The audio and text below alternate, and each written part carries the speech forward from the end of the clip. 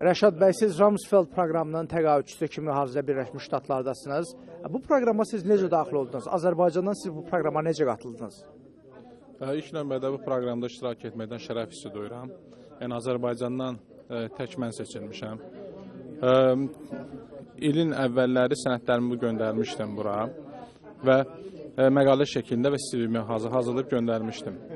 Və mənim üçün çox belə bir sürpriz oldu ki, Birləşmiş Ştatların Rumsfeld proqramı məni seçdi. Yəni burada hər il bura 2 nəfər qəbul olunur. Yəni Azərbaycandan müəyyən sahədə tanınmış şəxslərin burada iştirakını təmin edirlər. Və bu Birləşmiş Ştatlarda səfərim zamanı, yəni mən 15 il içində təhsil almışam. Mənim üçün yeni bir mühit olaraq burada çox şeylər öyrəndim. Və mənə elə gəlir ki, gələcəkdə burada əldə etdiklərim, yəni bilik, görüşlərim və nəticələr mənim üçün böyük bir yəni məhsuldar bir səfər olacaqdır.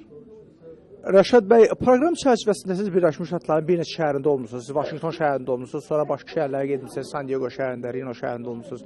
Bu səfərlər haqqında, gördükləriniz haqqında nə deyə bilərsiniz?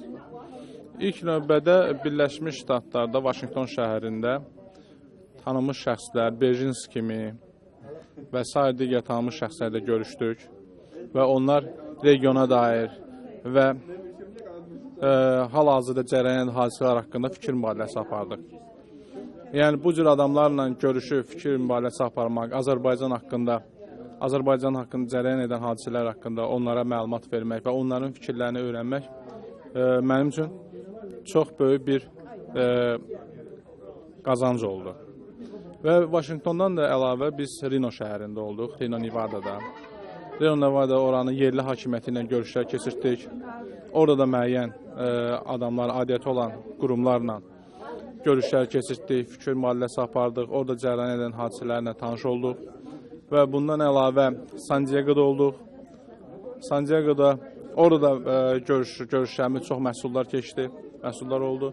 Və orada yerli hakimiyyətlə, yerli hökumətlə, yerli hökumət rəsmi şəxsləri ilə görüşlər keçirdik.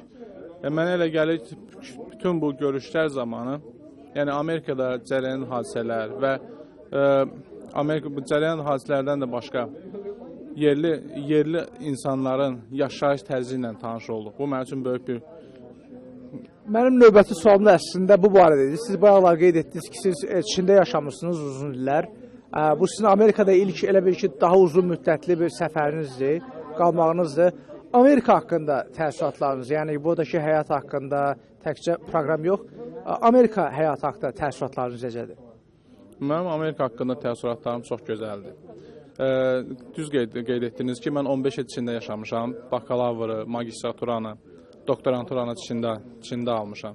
Və Çində doktorantura təhsilim zamanı mən Brzezinski ilə görüşüm zamanında qeyd elədim və diplom işlərimdə Brzezinskinin nəzəriyyələrini isnadən ki, Azərbaycanın geopolitik baxımından regionda daha böyük önəm daşıdığını qeyd elədim.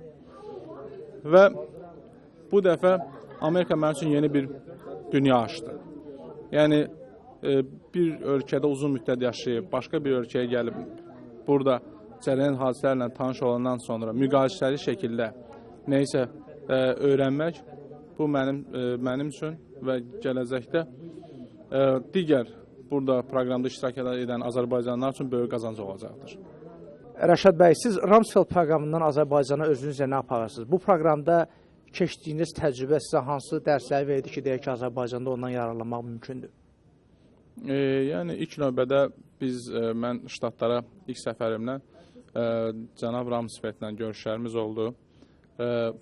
Onlarla regionda cərəyan edən hadisələrə dair fikir mübadiləsi apardıq. O da öz təcrübəsindən, yəni gələcəkdə bizləri, yəni biz gəncləri gələcəkdə necə görmək istəyir? Yəni belə bir bizə öz tövsiyələrini verdi.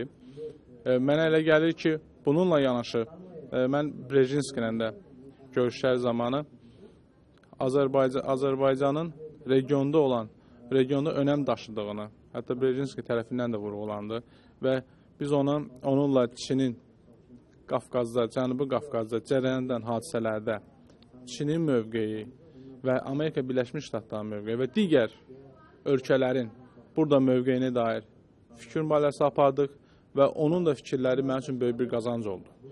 Və mən Azərbaycana dönəndən sonra mən hal-hazırda Azərbaycan Respublikası Prezidenti yanında Strateji Araşdırmalar Mərkəzinin aparıcı elmi işçisiyəm və 2 il orada işləyirəm və işlədiyimiz müddət ərzində bizim Çinlə sıx əlaqələrimiz olub.